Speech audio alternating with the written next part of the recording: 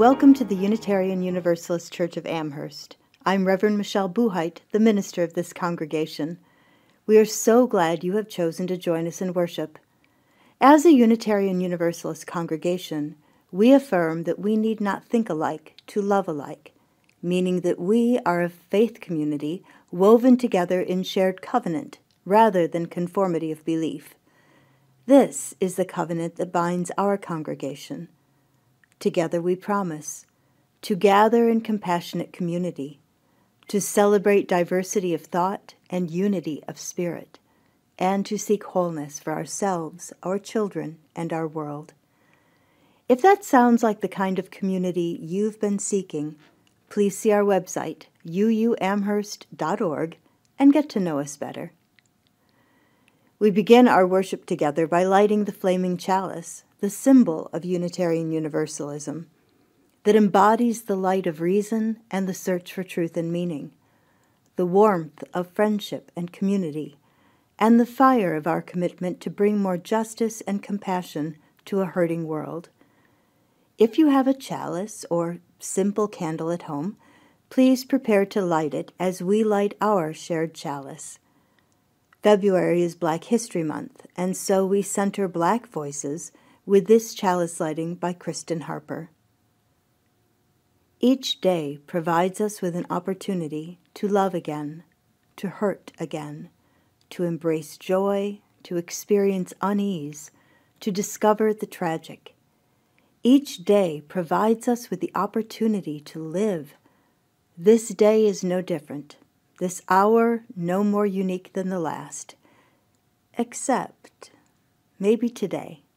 Maybe now, among friends and fellow journeyers, maybe for the first time, maybe silently, we can share ourselves. The seventh principle of Unitarian Universalism affirms and promotes respect for the interdependent web of all existence. In recognition of all that connects us, we offer words of gratitude and responsibility. The campus of the Unitarian Universalist Church of Amherst sits on 11 acres of land that was claimed and taken by white settlers from the Haudenosaunee, who took it from the regional indigenous people known as the Neutrals. We acknowledge that we have benefited greatly from that which belonged to others and in a very real sense belongs only to itself.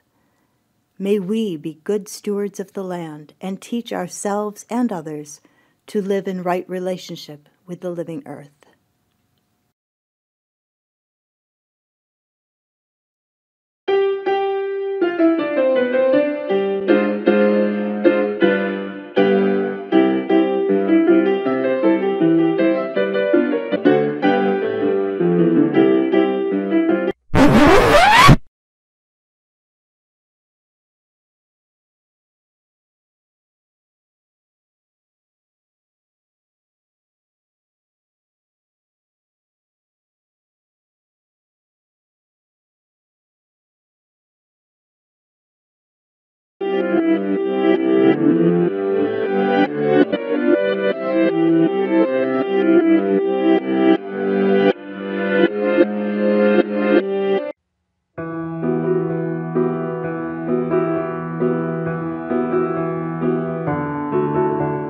Gathered here in the mystery of the hour, gathered here in one strong body, gathered here in the struggle and the power, Spirit, draw near.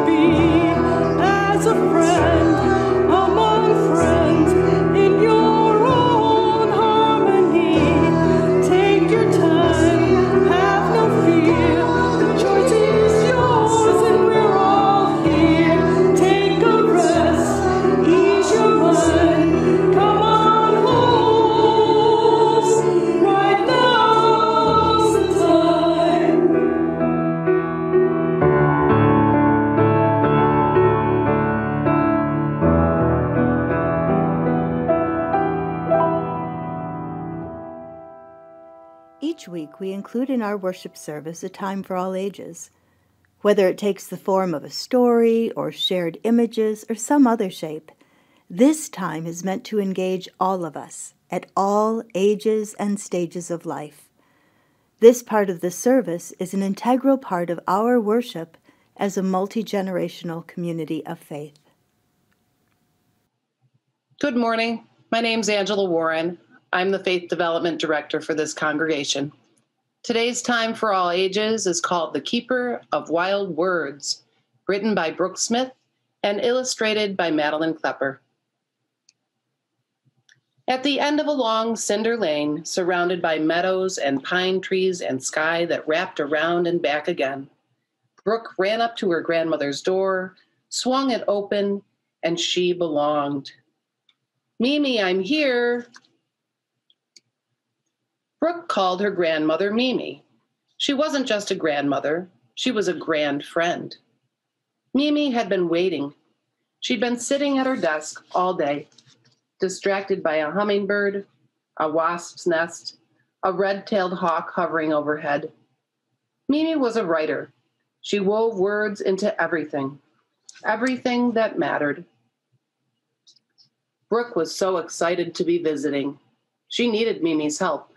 Tomorrow was the first day of school, and Brook had nothing to show for show and tell. Her summer had been wonderful, but she didn't have one special thing to share that her friends would always remember. But today, Mimi needed Brook's help too. She had something important to ask her. "I'm afraid some of my favorite words are disappearing.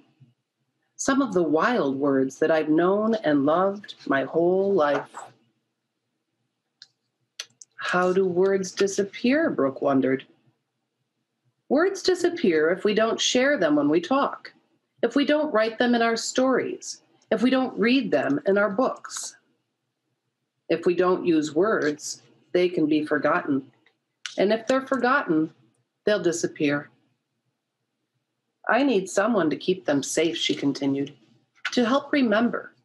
I need you to be my keeper, the keeper of the wild words." "Can I wear a crown?" Brook asked. "No," Mimi laughed. "The keeper doesn't need a crown.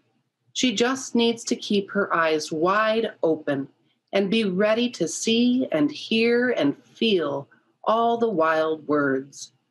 That way, she'll always remember them. Look."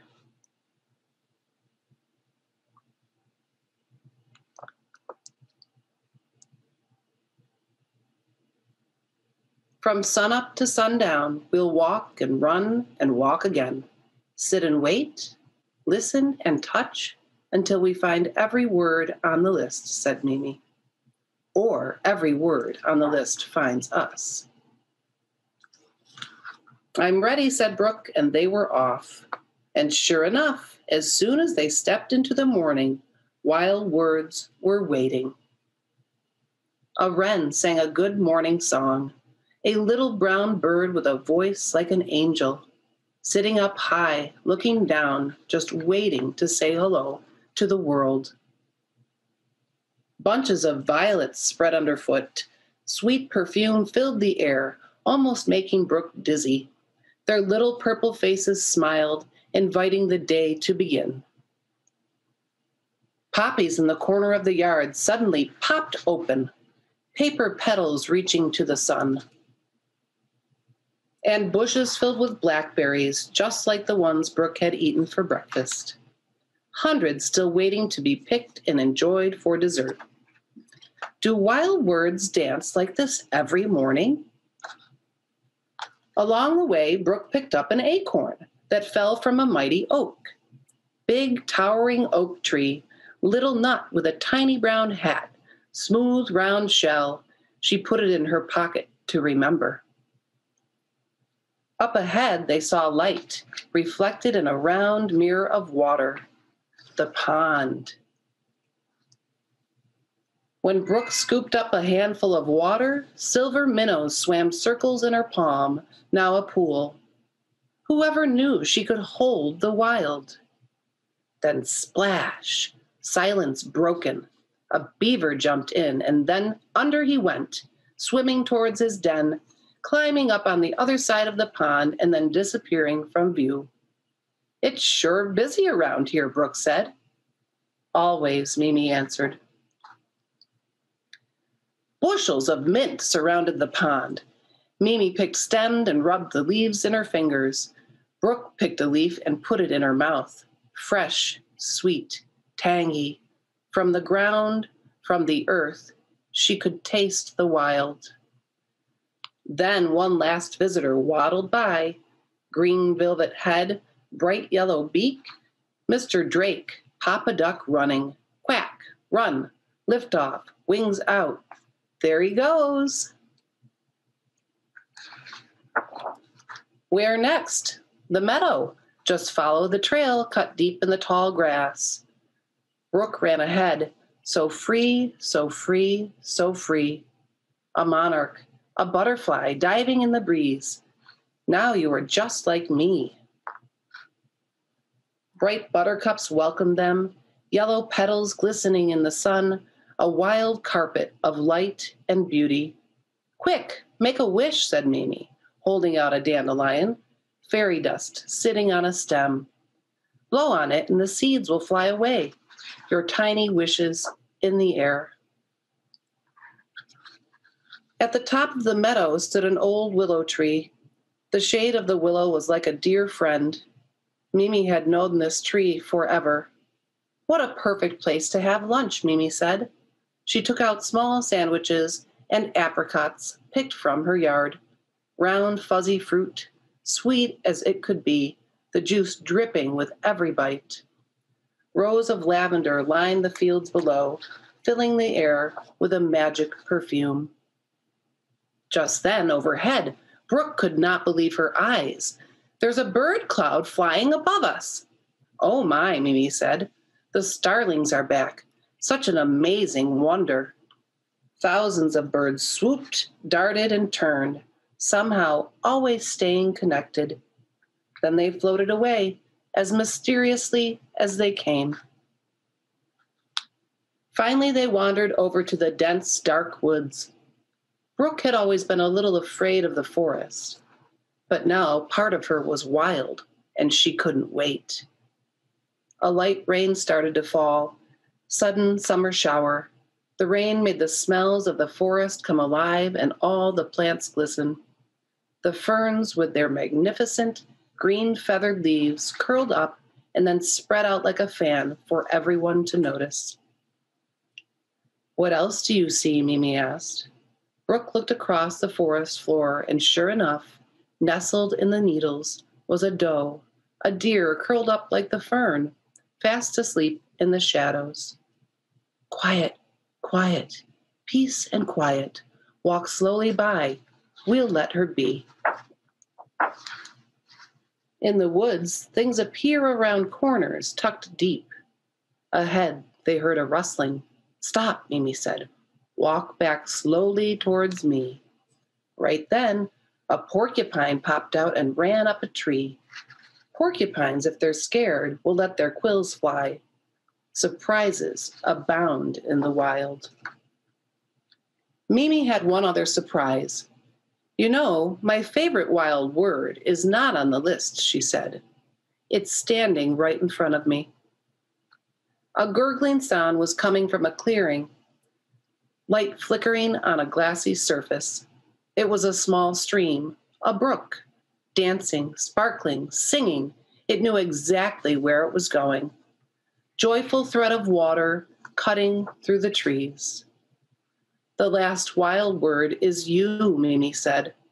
You were named after this tiny stream that your mother always cherished. One could only imagine such a perfect name for the keeper of the wild words. Mimi, I never told you what I needed help with, said Brook. What is it? Mimi said. I need something special for show and tell tomorrow, and now I have it. The night sky would soon be painted, stars gleaming overhead, a beautiful wild curtain closing on the day. Mimi's wild words were safe. They were shared and remembered, understood, deeply loved. When the wild wraps around you, it stays forever in your heart. The postscript author's note says, from Brook, this book was inspired by an article I read that astounded me. The Oxford Junior Dictionary removed over 100 natural words from its pages. They no longer felt these words had relevance for today's children. They were replaced by words such as analog, cautionary tale, chat room, conflict, creep, database, drought, MP3 player, negotiate, vandalism, and voicemail. At first I was angry, then disillusioned, and ultimately very sad. But the beauty of being a writer is that you can create a world that you want to see. I decided to write a book where some of these lost wild words would be celebrated and recognized beyond the pages of the dictionary, to perhaps shed light on what is transpiring by bringing them to life and have children and their parents be aware of how much we need to sustain the language of the natural world. I hope I've done that with this book. I hope every one of us will be the keepers of the wild words. I cannot imagine a world without those beautiful words in it. With love, Brook. Our story this morning concluded with these words. I hope every one of us will be keepers of wild words. I cannot imagine a world without these beautiful words in it. Over the course of these first 2 months of 2021, we have been exploring what it means to be good ancestors and to be thoughtful about building the beloved community. Today, we build upon that foundation as we consider the many and various ways we can be keepers of wild words that extend our values of worth and dignity, compassion and justice to support the lives of future generations. Our opening reading today comes from Bishop Ken Untener. Nothing we do is complete, which is another way of saying that the kingdom always lies beyond us. This is what we are about. We plant the seeds that one day will grow. We water the seeds already planted, knowing that they hold future promise. We lay foundations that will need further development. We provide yeast that produces effects far beyond our capabilities. We are workers, not master builders, ministers, not messiahs. We are prophets of a future not our own.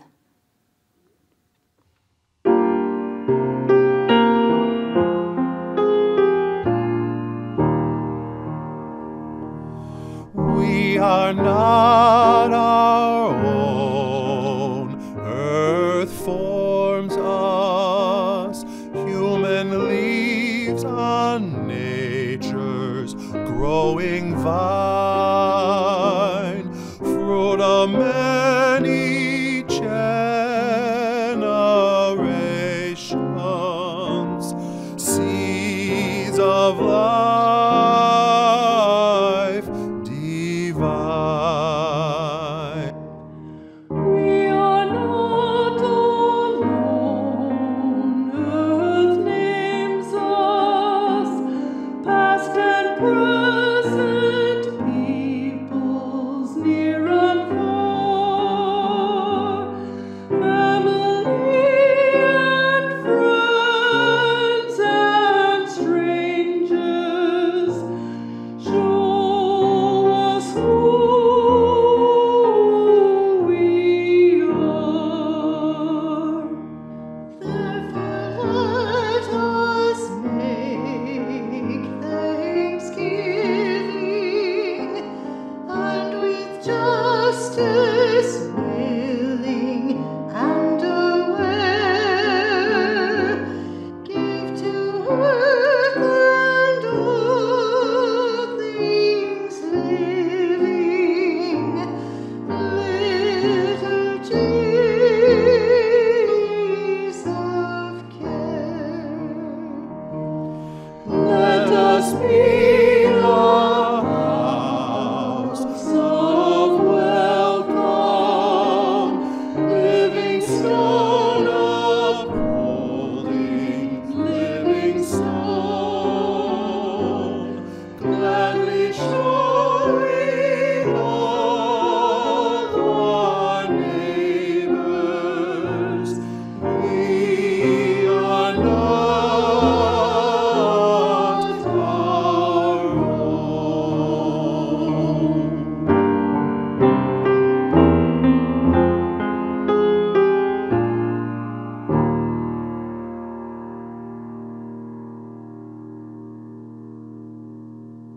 do is complete, which is another way of saying that the kingdom always lies beyond us. This is what we are about.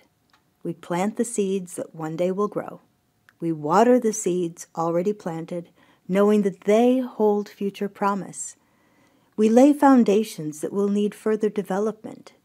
We provide yeast that produces effects far beyond our capabilities.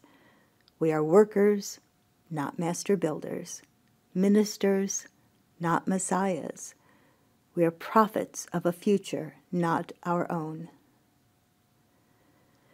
The kingdom always lies beyond us. We don't talk much about establishing the kingdom of God among us, probably for good reason. Too often when people speak of establishing the kingdom of God, they have a very particular idea about what that looks like and who gets to lead. Short answer, they do. I've heard the phrase softened to kingdom of God, more of an extended family reunion than a military complex. But again, those promoting this kingdom are pretty sure they have the blueprints and construction schedule. Our Unitarian and Universalist ancestors also felt called to establish God's kingdom on earth. They just had alternate criteria. Where others might interpret God's kingdom as God's rule, a theocracy, where biblical commandments make up the law of the land and are enforced according to pre-common era standards that include lopping off limbs and eye for an eye justice, our ancestors turned to the life and words of Jesus for their criteria. The perceived mandate to create heaven on earth included equality for everyone, compassionate justice for all, and celebrating the gifts of humanity. It was this wider vision that prompted them to make life better for all through social reform. Allow me a moment of name-dropping. A quick list of some Unitarians and Universalists who work to create heaven on earth, here and now, not in some hereafter. Dorothea Dix, mental health reform. Horace Mann, public education. Clara Barton, the Red Cross. Susan B. Anthony and Elizabeth Cady Stanton, among many others, women's suffrage. Bill Baird, reproduction rights pioneer. John Bardeen, physicist and Nobel laureate in 1956 for inventing the transistor, and again in 1972 for superconductivity. P.T. Barnum, for the greatest show on earth. Tim Berners-Lee, inventor of the World Wide Web. No, it wasn't Al Gore. I'm only at the B's, and I have barely scratched the surface. Aside from the fun of recognizing names on lists for various achievements, what is most critical to understand is that whether they were working for human rights, human health and welfare, animal and planetary health and welfare, creativity and the arts, science, truly any endeavor, the emphasis has always been on making life better for everyone in the here and now, not in a hoped-for hereafter. You see, when you believe that all of life, all of the people, the creatures, the earth itself, contains a spark of the divine, and that all will one day be restored, you can put all your energy to bringing the kingdom of love to earth, not policing behavior on behalf of a stern God who sits in judgment. That is a fundamental difference of vision. That is our heritage. These are the shoulders upon which we stand, the legacy we are called to build upon and continue. Nothing we do is complete, which is another way of saying that the kingdom always lies beyond us.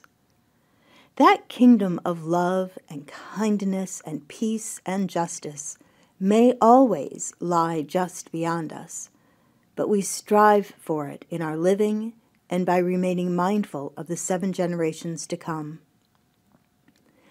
Bishop Ken Untener wrote, "We plant the seeds that one day will grow. We water the seeds already planted, knowing that they hold future promise." we plant and water seeds, knowing that they hold future promise. As we've learned from our friend Ms. Green Jeans, sometimes those seeds are literal seeds, the spark of life encased in hard shells, awaiting the right conditions to burst into life and adding beauty and nourishment to the world. We treasure the wild words like apricot, blackberry, violet, and lavender, grateful for the beauty, fragrance, and sweetness they represent. We respond in awe to the power and potential encased in the tiny acorn that holds the great oak tree, whose shade we sit beneath and whose strong body creates our homes. And as we've learned from our Director of Faith Development, Angela, sometimes those seeds and the water that coaxes them to life are representations of our connectedness to one another, our relationships and interdependence. Instead of blackberries and lavender, we grow webs of connection by way of the Villages Network and A Meal for Your Mind audio discussions, doing crafts together on Saturdays, and sharing our joys and concerns in First Friday Vespers weave us together into a beautiful tapestry, a beloved community. We have our own collection of wild words that are the threads that bind us: connectivity, reciprocity, and generosity. Let's explore these shared wild words, beginning with connectivity. Earlier we sang, "We are not our own, earth forms us, human leaves on nature's growing vine, fruit of many generations, seeds of life divine." We are connected to the earth and to one another in ways we are only beginning to imagine, much less fully understand. We are not alone. Earth names us, past and present, peoples near and far, family and friends and strangers show us who we are. This is the function of beloved community, rooted in the cycles and seasons of the earth. We are connected through covenant, the voluntary sacred promise of how we will be together.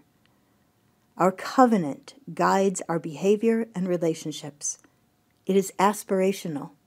We strive to remain in covenant, but when covenant is broken, it is the underlying trust and willingness to be vulnerable that make it possible to reconnect and restore a sense of belonging. That is the essence of our connectivity, which leads to reciprocity. What does it mean to respond with reciprocity? Well, we find a clue in the third verse of the song.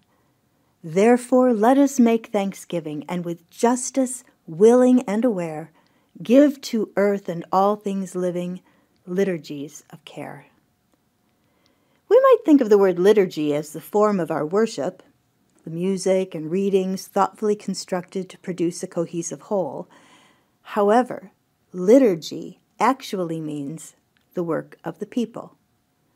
The form of our worship is meant to inspire all of us, not just religious professionals, to do the work of our faith.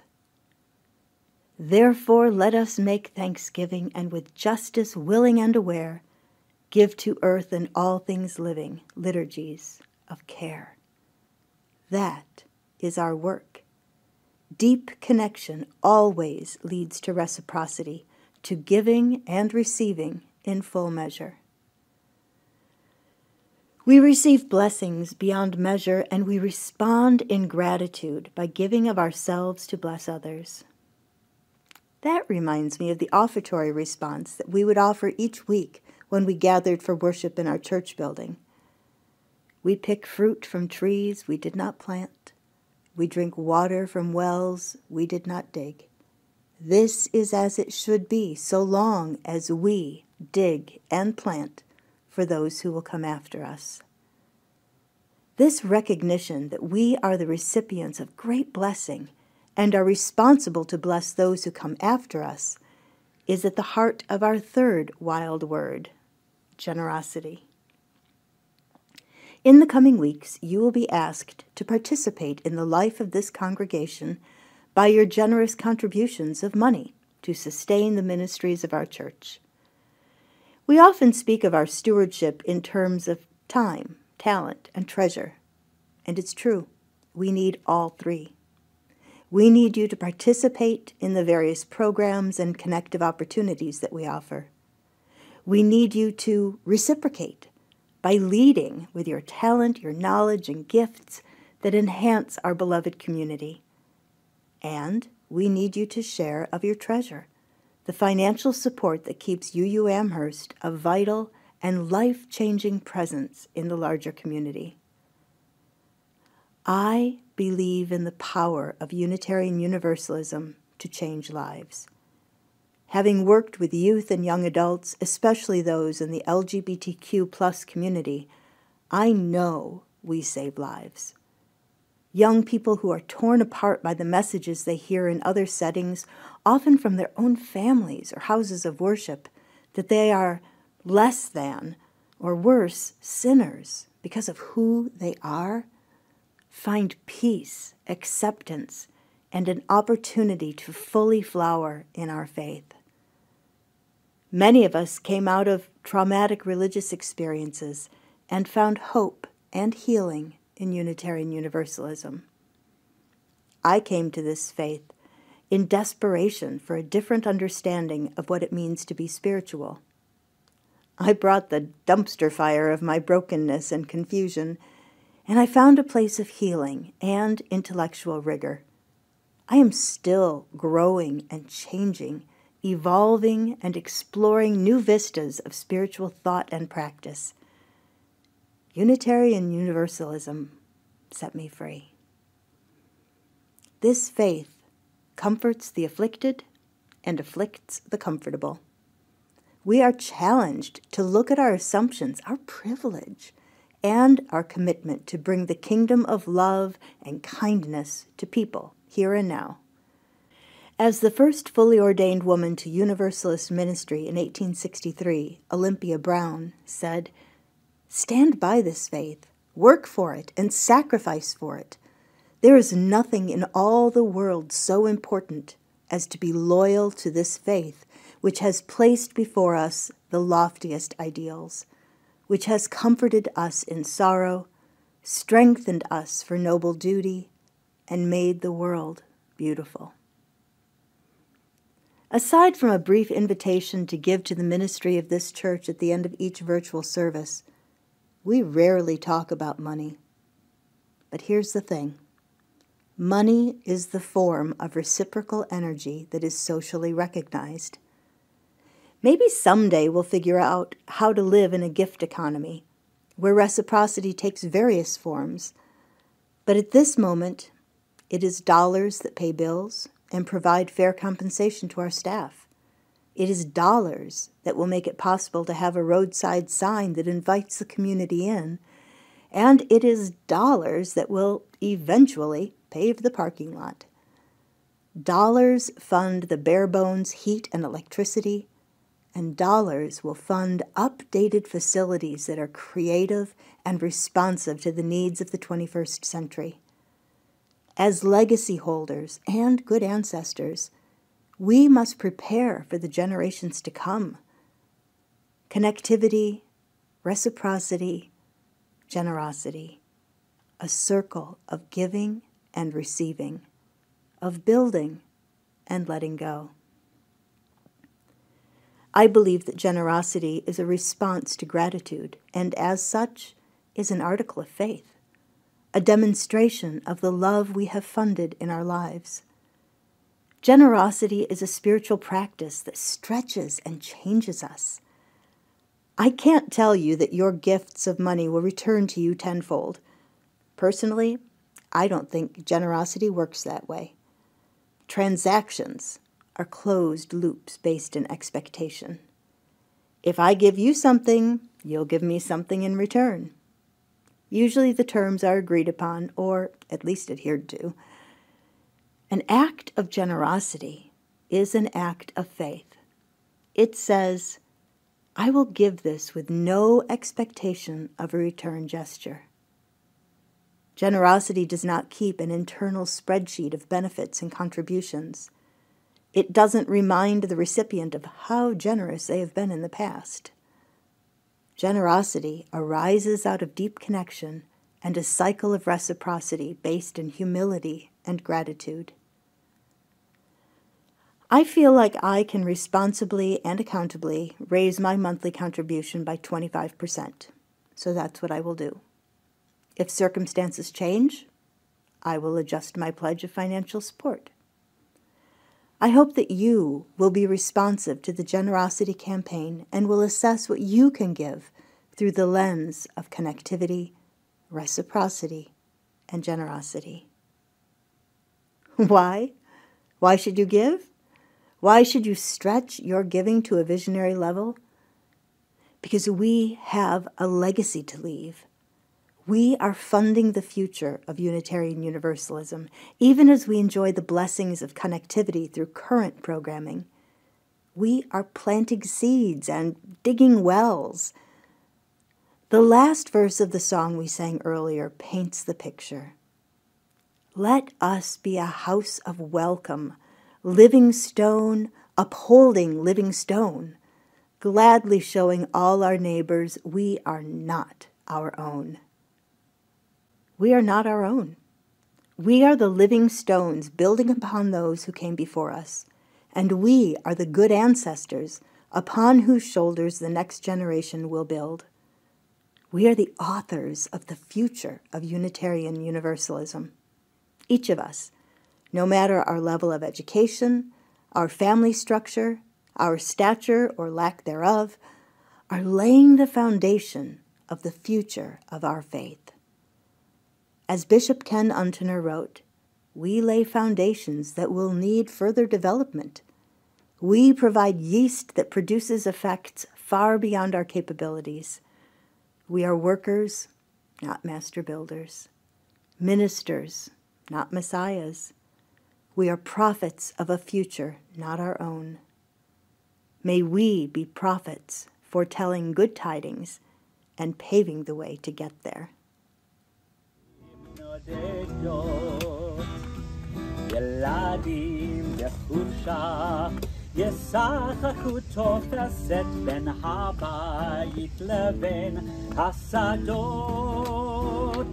עוד תראה כמה טוב יהיה בשנה הבאה. עוד תראה כמה טוב יהיה בשנה הבאה. Soon the day will arrive when we will be together and no longer will we live in fear. And the children will smile without wondering whether on that day thunderclouds will appear. Wait and see what a world there can be if we share, if we care, you and me. Wait and see what a world there can be if we share, if we care, you and me. Some have dreamed, some have died to make a bright tomorrow, and their vision remains in our hearts. Now the torch must be passed with new hope and not in sorrow, and the promise to make a new start. Wait and see what a world there can be if we share, if we care, you and me. Wait and see what a world there can be if we share, if we care, you and me.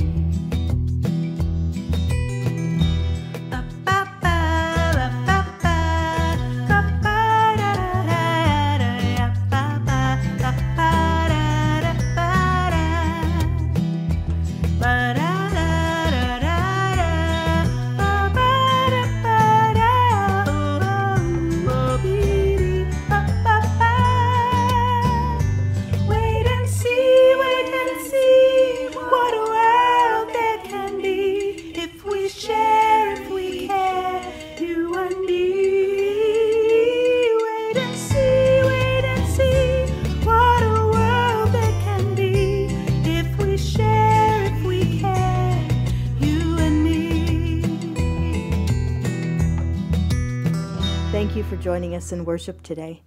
Please see the credits at the end of this service for information about the music and other worship elements.